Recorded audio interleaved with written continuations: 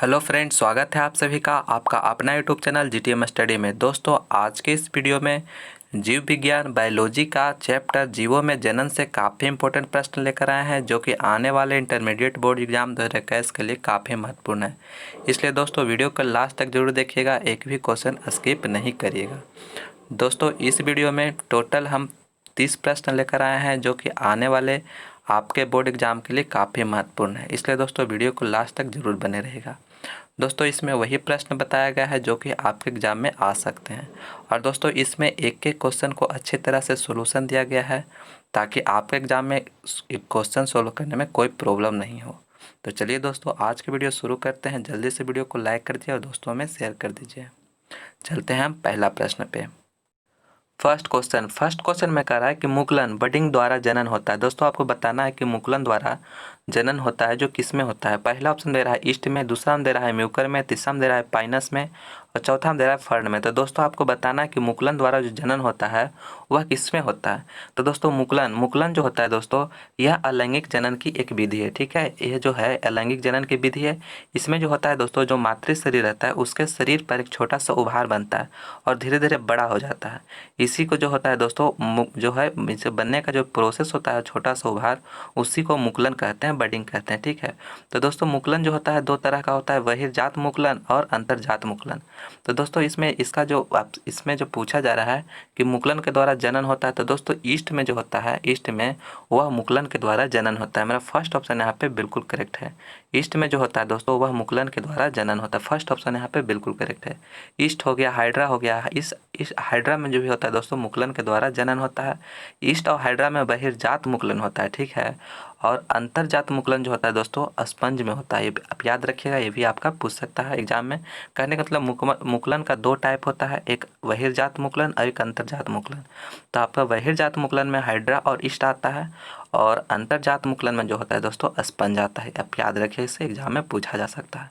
Next question दूसरा number में कह रहा है कि इनमें कौन सा द्विगुणित डाइप्लॉइड है। कहने का मतलब आपसे पूछा जा रहा है दोस्तों कि इनमें कौन जो है द्विगुणित है, डाइप्लॉइड है। पहला ऑप्शन दे रहा है युग्मनज, दूसरा में दे रहा है अंडाणु, तीसरा में दे रहा है परागकण और चौथा में दे रहा है नर युग्मक। तो दोस्तों, द्विगुणित जो होता है, कहने का मतलब जो सभी लैंगिक जनन करने वाले जीवों में युग्मक संलयन के पश्चात द्विगुणित जाइगोट बनाते हैं। कहने का मतलब दोस्तों, जो लैंगिक जनन होता है उसमें जो जीवो जो रहता है, यह युग्मक संलयन के पश्चात जो होता है, युग्मक संलयन के पश्चात जो होता है वह द्विगुणित जाइगोट बनाते हैं। तो जाइगोट द्विगुणित यही हो गया दोस्तों। तो आपको पूछा जा रहा है कि जो द्विगुणित है, तो पहला ऑप्शन है युग्मनज जो है दोस्तों, यह बिल्कुल करेक्ट है। युग्मनज जो है दोस्तों, यह मेरा द्विगुणित है, कहने का मतलब डाइप्लॉइड है। मेरा फर्स्ट ऑप्शन यहाँ पे बिल्कुल करेक्ट हो गया। फर्स्ट ऑप्शन यहाँ पे मेरा बिल्कुल करेक्ट हो गया, युग्मनज। नेक्स्ट क्वेश्चन तीसरा नंबर में कह रहा है कि इनमें कौन अंडप्रजक ओविपेरस प्राणी है। दोस्तों, आपसे पूछा जा रहा है कि इनमें जो कौन जो है अंडप्रजक ओविपेरस प्राणी है। कहने का मतलब दोस्तों, अंडप्रजक मैंने कहने का मतलब होता है ऐसा प्राणी जो अंडा देते हैं, वह अंडप्रजक कहलाते हैं। तो दोस्तों, आपको मैंने बताना है कि ऐसा कौन सा प्राणी जो है वह अंडा देने वाली है। पहला ऑप्शन दे रहा है मुर्गी, दूसरा में दे रहा है सांप, तीसरा में दे रहा है मगरमच्छ और चौथा में दे रहा है इनमें से सभी। तो दोस्तों, जो इनका जो राइट आंसर हो जाएगा वह ऑप्शन नंबर डी, इनमें से सभी मुर्गी, सांप, मगरमच्छ जितने भी है दोस्तों, वह अंडे देते हैं, अंडे देने वाली प्राणी है। तो यहाँ पे ये सभी जो हो जाएंगे वह अंडप्रजक हो जाएंगे। तो मेरा डी ऑप्शन यहाँ पे बिल्कुल करेक्ट हो जाएगा। डी ऑप्शन यहाँ पे बिल्कुल करेक्ट हो जाएगा। ये सभी प्राणी जो है दोस्तों, वह अंडप्रजक प्राणी हैं। काफ़ी इंपॉर्टेंट प्रश्न है दोस्तों, एग्जाम में पूछा जाता है, इसलिए अच्छी तरह से याद कर लीजिएगा। और दोस्तों, अंड प्रजनक जो होते हैं, इनके जो अंडे जो रहता है दोस्तों, इसका कवच, अंडे का जो ऊपर जो रहता है कैल्शियम युक्त कवच रहता है। कहने मतलब जो अंडा रहता है दोस्तों, उसका जो बाहरी कवच रहता है वह कैल्शियम युक्त कवच द्वारा बना हुआ रहता है, जो उसे सुरक्षित करता है। कहने मतलब उसे बचाने में मदद करता है, सुरक्षित रखने में मदद करता है। और एक निश्चित अवधि के बाद जो होता है दोस्तों हैचिंग द्वारा नए शिशु को जन्म होता है। हैचिंग जो होता है दोस्तों, वह कहने का मतलब अंडे से जो बच्चे को निकलने का प्रोसेस होता है उसी को हैचिंग कहते हैं, द्वारा नए शिशु का जन्म होता है। भी आप याद रखिएगा। तो यहाँ पे आपका इंपॉर्टेंट पॉइंट बनतेगा, अंड प्रजनक जो होगा ये सभी है, इनमें से सभी है। और इनमें जो होता है अंडे जो होता है दोस्तों, वह कैल्शियम युक्त कवच के द्वारा सुरक्षित रहता है। और यह हैचिंग प्रोसेस द्वारा नए शिशु को जन्म देते हैं, याद रखिएगा। नेक्स्ट क्वेश्चन चौथा नंबर में कह रहा है कि जब संतति की उत्पत्ति एकल जनक के द्वारा होता है तब यह विधि कहलाती है। दोस्तों जब संतति का उत्पत्ति जो होता है एकल जनक के द्वारा होता है तब यह विधि जो कहलाती है यह अलैंगिक जनन कहलाती है। बी ऑप्शन यहाँ पे बिल्कुल करेक्ट है। बी ऑप्शन यहाँ पे बिल्कुल करेक्ट है, अलैंगिक जनन। काफ़ी इंपॉर्टेंट प्रश्न है दोस्तों, आपके एग्जाम में पूछ सकता है, इसलिए याद कर लीजिएगा। नेक्स्ट क्वेश्चन पाँचवा नंबर में कह रहा है कि निम्न में कौन उभयलिंगी पादप नहीं है। दोस्तों आपसे पूछा जा रहा है कि निम्न में कौन जो है उभयलिंगी पादप नहीं है। कहने का मतलब उभयलिंगी पादप कहने का मतलब है दोस्तों कि जिसमें नर और मादा दोनों नहीं है। तो दोस्तों आपको बताना है कि उभयलिंगी पादप नहीं है। तो पहला ऑप्शन दे रहा है पपीता, दूसरा में दे रहा है सरसों, और तीसरा में दे रहा है मक्का, और चौथा में दे रहा है गुड़हल। तो दोस्तों इनमें कौन जो है उभयलिंगी पादप नहीं है। तो इसका जो राइट आंसर हो जाएगा दोस्तों वह पपीता। पपीता जो है दोस्तों वह उभयलिंगी पादप नहीं है। फर्स्ट ऑप्शन यहाँ पे बिल्कुल करेक्ट है। फर्स्ट ऑप्शन यहाँ पे बिल्कुल करेक्ट है। बाकी जो सरसों हो गया दोस्तों, मक्का हो गया दोस्तों, गुड़हल है, ये सभी जो है उभयलिंगी पादप का एग्जाम्पल है। और पपीता जो है दोस्तों यह एक लिंगी पादप का उदाहरण है, आप याद रखिएगा। फर्स्ट ऑप्शन यहाँ पे बिल्कुल करेक्ट है। नेक्स्ट क्वेश्चन छठा नंबर में कह रहा है कि निम्न में से कौन जंतु उभयलिंगी नहीं है। दोस्तों उभयलिंगी जंतु नहीं है कहने का मतलब वो उसमें जो होगा दोस्तों सिर्फ एक लिंग वाले जंतु होगा। तो पहला ऑप्शन दे रहा है फीताकृमि, दूसरा में दे रहा है केचुआ, और तीसरा में है घरेलू मक्खी, और चौथा में दे रहा है जोंक। तो दोस्तों फीताकृमि जो है उभयलिंगी जंतु है, केचुआ भी है जो दोस्तों वह उभयलिंगी जंतु है, और जोक भी है जो दोस्तों वह उभयलिंगी जंतु है। तो दोस्तों यहाँ पे सी ऑप्शन जो हो गया घरेलू मक्खी, यह मेरा एक लिंगी जंतु है। मेरा सी ऑप्शन यहाँ पे बिल्कुल करेक्ट हो जाएगा। घरेलू मक्खी जो है दोस्तों वह उभयलिंगी जंतु में नहीं आता है। सी ऑप्शन यहाँ पे बिल्कुल करेक्ट है। नेक्स्ट क्वेश्चन सातवां नंबर में कह रहा है कि युग्मक समानता किस प्रकार के होते हैं। दोस्तों युग्मक जो होता है वह समानता किस प्रकार के होते हैं। तो दोस्तों युग्मक जो होता है समानता जो होता है, पहला ऑप्शन दे रहा है एक गुणक, दूसरा में दे रहा है द्विगुणक, और तीसरा में दे रहा है बहुगुणक, और चौथा में दे रहा है अगुणक। तो दोस्तों युग्मक जो होता है समानता जो होता है एक गुणक होता है। फर्स्ट ऑप्शन यहाँ पे बिल्कुल करेक्ट है। फर्स्ट ऑप्शन यहाँ पे बिल्कुल करेक्ट है। युग्मक जो होता है दोस्तों एक गुणक होता है। काफ़ी इंपॉर्टेंट प्रश्न है दोस्तों, एग्जाम में पूछ सकता है, इसलिए याद कर लीजिएगा। दोस्तों अगर आप हमारा अदर सब्जेक्ट का वीडियो नहीं देखे हैं तो उसका लिंक हमारा डिस्क्रिप्शन में मिल जाएगा, वहाँ पर जाकर आप देख हमारा अदर वीडियो को देख सकते हो। उसमें काफ़ी इंपॉर्टेंट प्रश्न कराया गया है जो कि आपके एग्जाम की दृष्टि से काफ़ी महत्वपूर्ण है। और दोस्तों अगर आप हमारे बायोलॉजी का मॉडल पेपर नहीं देखें तो उसका भी लिंक हमारा डिस्क्रिप्शन में है। आपके एग्जाम में किस तरह का क्वेश्चन पूछे जाएंगे उस मॉडल पेपर को देखिए और एनालिसिस कीजिए कि इसी तरह से आपके एग्जाम में प्रश्न पूछे जाएंगे। और दोस्तों अभी तक हमारे चैनल को सब्सक्राइब नहीं किए हैं तो प्लीज़ चैनल को सब्सक्राइब भी कर लीजिए ताकि आपके लिए अच्छे अच्छे वीडियो लेकर आए तो वो वीडियो देखिए और एग्जाम में ज़्यादा से ज़्यादा मार्क्स लाइए। चलिए नेक्स्ट क्वेश्चन चलते हैं आठवां नंबर पे। आठवां नंबर में कह रहा है कि इनमें किस में जल माध्यम से निषेचन होता है। दोस्तों आपसे पूछा जा रहा है कि इनमें जो है किस में जल माध्यम से निषेचन होता है। कहने का मतलब दोस्तों कि निषेचन का जो क्रिया होता है दोस्तों वह जल के माध्यम से होता है। तो पहला ऑप्शन दे रहा है शैवाल, दूसरा में दे रहा है ब्रायोफाइटस, और तीसरा में दे रहा है टेरिडोफाइटस, और चौथा में दे रहा है इन सभी का। तो दोस्तों जल माध्यम का जो निषेचन होता है वह इन सभी का होता है। डी ऑप्शन यहाँ पे बिल्कुल करेक्ट है। डी ऑप्शन यहाँ पे बिल्कुल करेक्ट है। कहने का मतलब शैवाल, ब्रायोफाइटा और टेरिडोफाइटस जो है ये सभी का जो निषेचन होता है दोस्तों वह जल के माध्यम से होता है। मेरा डी ऑप्शन यहाँ पे बिल्कुल करेक्ट है। नेक्स्ट क्वेश्चन 9 नंबर में कह रहा है दोस्तों कि जब नर और मादा गैमीट में युग्मन होता है तब यह कहलाता है। दोस्तों जब नर और मादा में गैमीट में युग्मन होता है तब यह जो कहलाता है दोस्तों वह लैंगिक जनन कहलाता है। बी ऑप्शन यहाँ पे बिल्कुल करेक्ट है। बी ऑप्शन यहाँ पे बिल्कुल करेक्ट है, लैंगिक जनन। काफ़ी इंपॉर्टेंट प्रश्न है दोस्तों, आप इसे याद कर लीजिएगा, आपके एग्जाम में पूछा जा सकता है। नेक्स्ट क्वेश्चन 10वां नंबर भी काफ़ी इंपॉर्टेंट प्रश्न है दोस्तों, एग्जाम में बार बार पूछा जाता है। कह रहा है कि मानव रुधिर ओ वर्ग में, दोस्तों मानव रुधिर ओ वर्ग में जो होता है दोस्तों एंटीजन अनुपस्थित होते हैं, एंटीबॉडी ए उपस्थित रहते हैं, और एंटीजन उपस्थित रहते हैं और एंटीबॉडी अनुपस्थित होते हैं। तो दोस्तों मानव रुधिर ओ वर्ग में जो होता है वह एंटीबॉडी ए उपस्थित रहते हैं। बी ऑप्शन यहाँ पे बिल्कुल करेक्ट है। बी ऑप्शन यहाँ पे बिल्कुल करेक्ट है। एंटीबॉडी ए जो होता है दोस्तों वह उपस्थित रहते हैं। और ओ वर्ग जो होता है दोस्तों, जो रुधिर वर्ग ओ होता है वह यूनिवर्सल डोनर होता है। कहने का मतलब यह जो रक्त किसी भी व्यक्ति में दिया जा सकता है।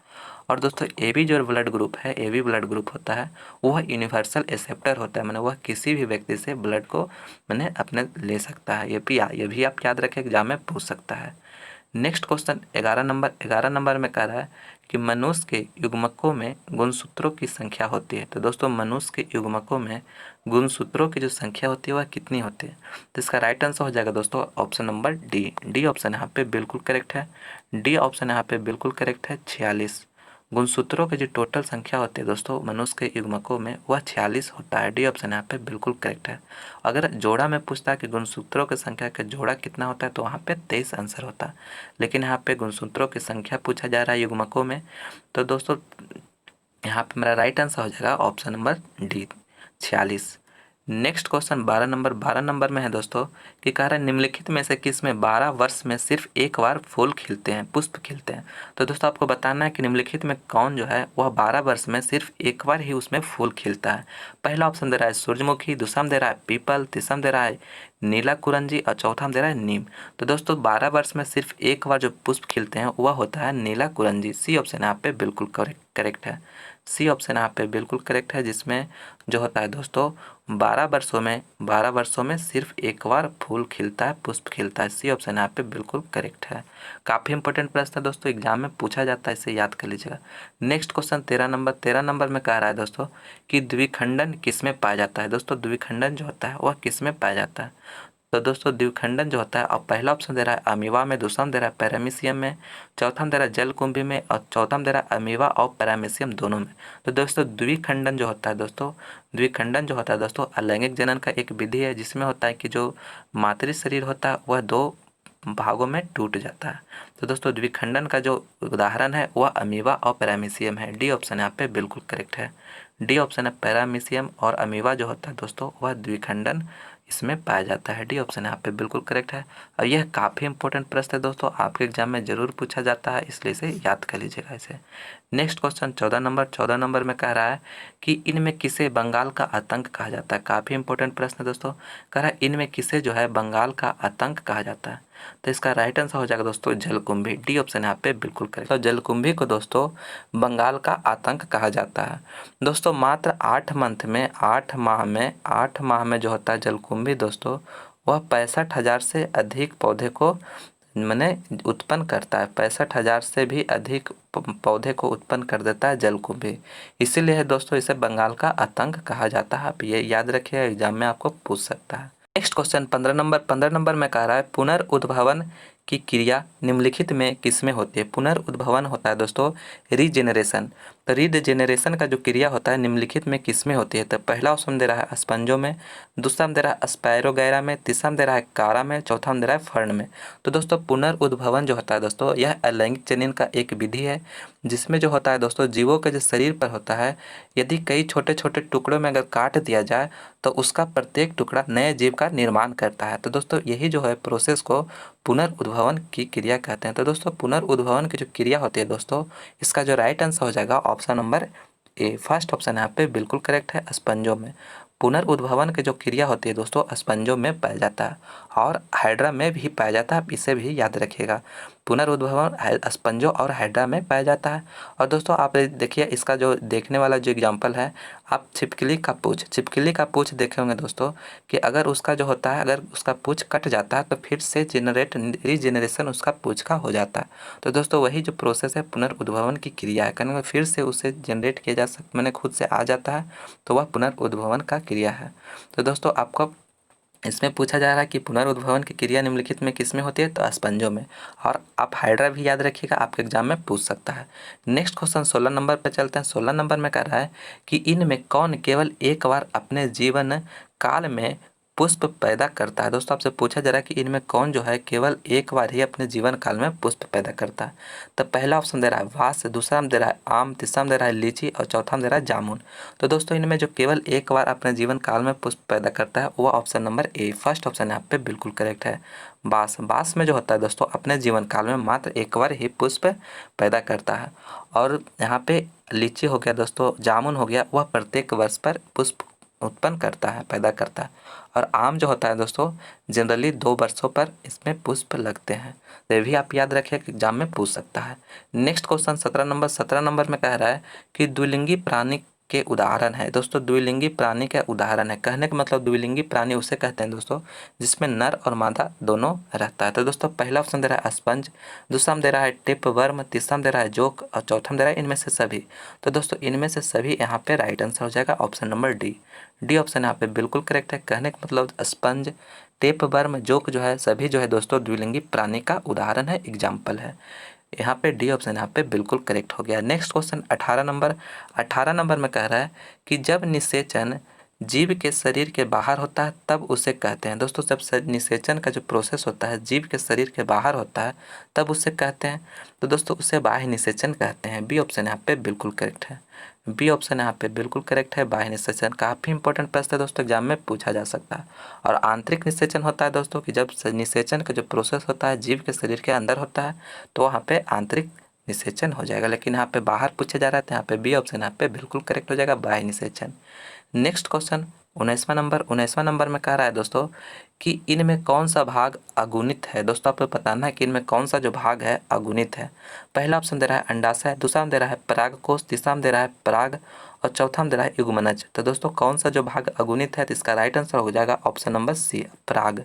पराग जो है दोस्तों वह अगुणित है। सी ऑप्शन यहाँ पे बिल्कुल करेक्ट है। सी ऑप्शन यहाँ पे बिल्कुल करेक्ट है। नेक्स्ट क्वेश्चन 20वां नंबर में कह रहा है कि सल्क कंद का उदाहरण है। दोस्तों सल्क कंद का उदाहरण कौन है। पहला ऑप्शन दे रहा है अदरक, दूसरा में दे रहा है दूब घास, तीसरा में दे रहा है प्याज और चौथा में दे रहा है आलू। तो दोस्तों सल्क कंद का जो उदाहरण है वह ऑप्शन नंबर सी, प्याज। प्याज जो है दोस्तों वह सल्क कंद का उदाहरण है। ऑप्शन नंबर सी यहाँ पे बिल्कुल करेक्ट है। प्याज हो गया दोस्तों, लहसुन हो गया दोस्तों, वह सल्क कंद का उदाहरण है। नेक्स्ट क्वेश्चन 21वां नंबर। 21वां नंबर में कह रहा है कि निम्नलिखित में से कौन सी विधि अलैंगिक प्रजनन की नहीं है। दोस्तों आपसे पूछा जा रहा है कि निम्नलिखित में कौन सा विधि जो है अलैंगिक प्रजनन की नहीं है। तो पहला ऑप्शन दे रहा है मुकुलन, दूसरा में दे रहा है लेयरिंग, तीसरा में दे रहा है बोना और चौथा में दे रहा है दाव लगाना। तो दोस्तों अलैंगिक विधि का प्रजनन जो नहीं है इसका राइट आंसर हो जाएगा option number C. C option यहाँ पे बिल्कुल करेक्ट है। कहने का मतलब दोस्तों बोना, बोना जो होता है दोस्तों वह अलैंगिक प्रजनन की विधि नहीं है। बाकी जो मुकुलन हो गया, लेयरिंग हो गया, दाव लगाना हो गया, ये सभी जो है दोस्तों अलैंगिक प्रजनन का एक विधि है। लेकिन बोना जैसे गेहूँ जो होता है दोस्तों वह गेहूँ को बोया जाता है, तो यह जो आता है दोस्तों वह लैंगिक प्रजनन में आता है। तो यहाँ पे जो मेरा राइट आंसर हो जाएगा ऑप्शन नंबर सी, बोना जो है लैंगिक प्रजनन की विधि नहीं है। नेक्स्ट क्वेश्चन 22वां नंबर। 22वां नंबर में कह रहा है कि युग्मक स्थानांतरण हो सकता है। दोस्तों आपको पूछा जाए कि युग्मक जो होता है स्थानांतरण हो सकता है। तो पहला ऑप्शन दे रहा है जल द्वारा, दूसरा में दे रहा है वायु द्वारा, तीसरा में दे रहा है हवा द्वारा, चौथा में दे रहा है इनमें से सभी द्वारा। तो दोस्तों युग्मक जो होता है हस्तांतरण हो सकता है तो वह जल के द्वारा भी हो सकता है, वायु के द्वारा भी हो सकता है और हवा के द्वारा भी हो सकता है। मेरा डी ऑप्शन यहाँ पे बिल्कुल करेक्ट है। डी ऑप्शन यहाँ पे बिल्कुल करेक्ट है। नेक्स्ट क्वेश्चन 23वां नंबर। 23वां नंबर में कह रहा है कि कोनिडिया का निर्माण किस में होता है। दोस्तों कोनिडिया का जो निर्माण होता है वह किस में होता है। पहला ऑप्शन दे रहा है स्पायरोगायरा, दूसरा में दे रहा है कारा और तीसरा में दे रहा है फर्न और चौथा में दे रहा है पेनिसिलियम। तो दोस्तों कोनिडिया का जो निर्माण होता है वह किस में होता है, काफ़ी इंपॉर्टेंट प्रश्न है दोस्तों। तो कोनिडिया का जो निर्माण होता है दोस्तों वह पेनिसिलियम में होता है। डी ऑप्शन यहाँ पे बिल्कुल करेक्ट है।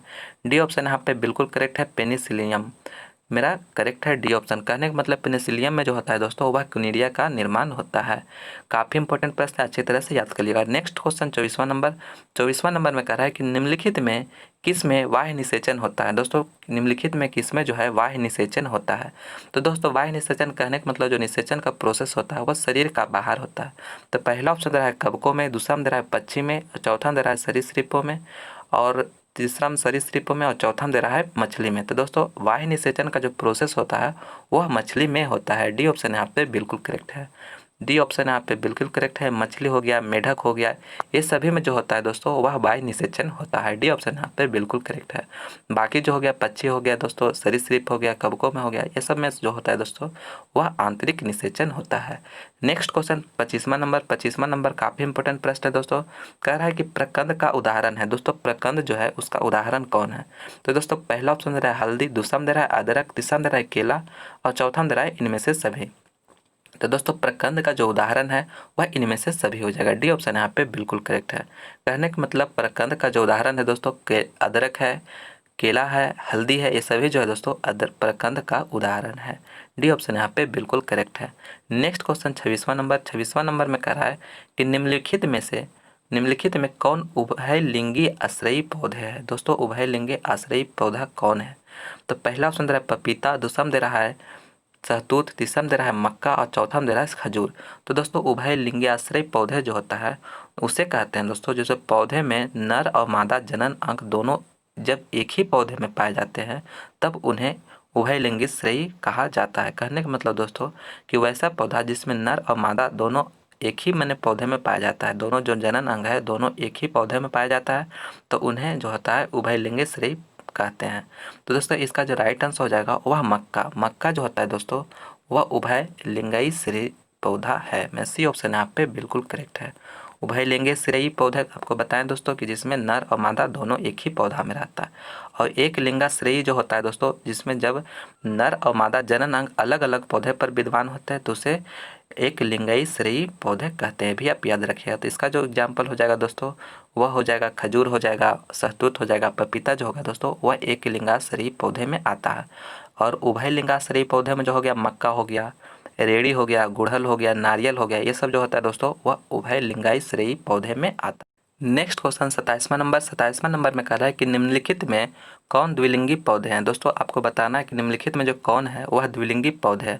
तो दोस्तों द्विलिंगी पौधे उसे कहते हैं जिसमें पुष्प में जो होता है दोस्तों वह पुंकेसर और स्त्री केसर दोनों विद्यमान रहता है, तो उसे जो होता है दोस्तों वह पुष्पलिंगी कहते हैं, मैंने द्विलिंगी पौधे कहते हैं।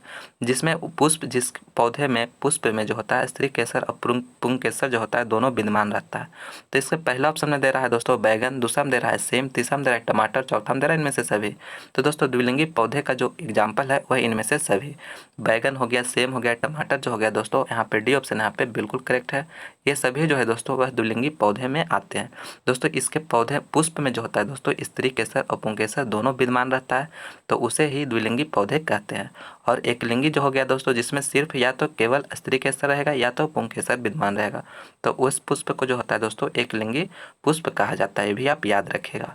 नेक्स्ट क्वेश्चन 28वां नंबर में कह रहा है कि निम्नलिखित में से किस में बहुविखंडन होता है। दोस्तों आपसे पूछा जा रहा है कि निम्नलिखित में किस में जो होता है बहुविखंडन होता है। पहला ऑप्शन दे रहा है हाइड्रा, दूसरा में दे रहा है पैरामीशियम, चौथा में दे रहा है प्लाज्मोडियम और चौथा में दे रहा है इनमें से कोई नहीं। तो दोस्तों बहुविखंडन होता है इसमें जो होता है ऑप्शन नंबर सी यहाँ पे बिल्कुल करेक्ट है। सी ऑप्शन यहाँ पे प्लाज्मोडियम जो है इसमें जो होता है दोस्तों बहुविखंडन होता है। डी सी ऑप्शन यहाँ पे बिल्कुल करेक्ट है। काफ़ी इंपॉर्टेंट प्रश्न दोस्तों आपके एग्जाम में पूछ सकता है, इसलिए याद कर लीजिएगा। कह रहा है कि बहुविखंडन, तो प्लाज्मोडियम में जो होता है दोस्तों वह बहुविखंडन होता है और हाइड्रा और पैरामीशियम में जो होता है दोस्तों वह द्विखंडन होता है। प्रीवियस क्वेश्चन में बता चुके हैं।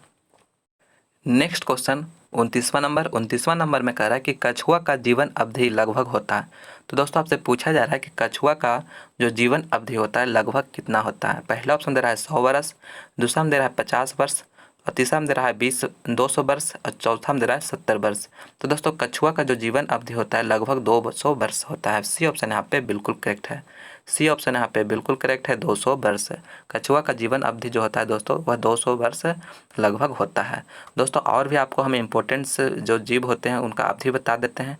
घोड़ा जो होता है दोस्तों हॉर्स का जो होता है दोस्तों वह 50 वर्ष होता है, ये भी आप याद रखिएगा। हॉर्स का जो होता है दोस्तों वह 50 वर्ष होता है। और एलिफेंट हाथी का जो होता है दोस्तों वह 65 वर्ष होता है। हाथी का जो होता है वह 65 वर्ष होता है। और कुत्ता जो होता है दोस्तों वह 25 वर्ष लगभग होता है, 25 वर्ष कुत्ता का। और जो मनुष्य का होता है दोस्तों वह 100 वर्ष होता है, 100 वर्ष मनुष्य का जो होता है 100 वर्ष, लेकिन औसत जो होता है दोस्तों वह 60 वर्ष ही इनका आयु, औसत आयु 60 वर्ष है, लेकिन 60 वर्ष से भी याद रखिएगा। और दोस्तों यहाँ पे बरगद का जो पेड़ होता है दोस्तों उसका भी जो औसत आयु है मैंने जीवन अवधि है वह 200 वर्ष है। बरगद का पेड़ का जो है वह 200 वर्ष है। तो दोस्तों अब ये सब ही याद कर लीजिएगा, एग्जाम में आपके एग्जाम में हो सकता है पूछ सकता है। तो 50 वर्ष हो गया दोस्तों घोड़ा का, 65 वर्ष हो गया दोस्तों हाथी का, और कुत्ता जो हो गया दोस्तों 25 वर्ष हो गया, कुत्ता का 25 वर्ष है। और 100 वर्ष जो होता है मनुष्य का होता है दोस्तों, अगर औसत आयु पूछे तो 60 वर्ष होगा। और 200 वर्ष जो हो गया दोस्तों बरगद का पेड़ का भी होता है, लेकिन यहाँ पे कछुआ का पूछा जा रहा है तो यहाँ पे 200 वर्ष हो जाएगा। नेक्स्ट क्वेश्चन 30वां नंबर में कह रहा है कि निम्नलिखित में किस में स्वपरागन होता है। तो दोस्तों आपको बताना है कि निम्नलिखित में किस में जो होता है स्वपरागन होता है। तो दोस्तों आप इस प्रश्न का आंसर हमें कमेंट करके बताइएगा कि इसका राइट आंसर क्या होगा। तो यह मेरा लास्ट प्रश्न था दोस्तों। इस वीडियो के माध्यम से हम जितने भी टोटल जानकारी करनी, मतलब एक एक क्वेश्चन अच्छे तरह से डील किए हैं। दोस्तों यह वीडियो आपको कैसा लगा हमें कमेंट करके बताइए कि अगर इस तरह का वीडियो बनाया जाएगा तो आप लोगों के लिए यूजफुल है कि नहीं, हमें कमेंट करके ज़रूर बताइएगा। तो यह लास्ट प्रश्न था दोस्तों। मैं उम्मीद करता हूँ कि यह वीडियो आपको पसंद आया होगा, तो प्लीज़ इसे लाइक करें, दोस्तों में शेयर करें, और आप हमारे चैनल पर नए हैं तो प्लीज़ चैनल को सब्सक्राइब करके बेल आइकन को भी प्रेस कर लें, ताकि आपके एग्जाम से रिलेटेड कोई भी वीडियो अपलोड करें तो उसका नोटिफिकेशन सबसे पहले आपको मिले, और उस वीडियो को देखिए और ज़्यादा से ज़्यादा मार्क्स लाइए। तो चलिए दोस्तों, मिलते हैं अगले वीडियो के लिए। इस वीडियो को देखने के लिए बहुत बहुत धन्यवाद।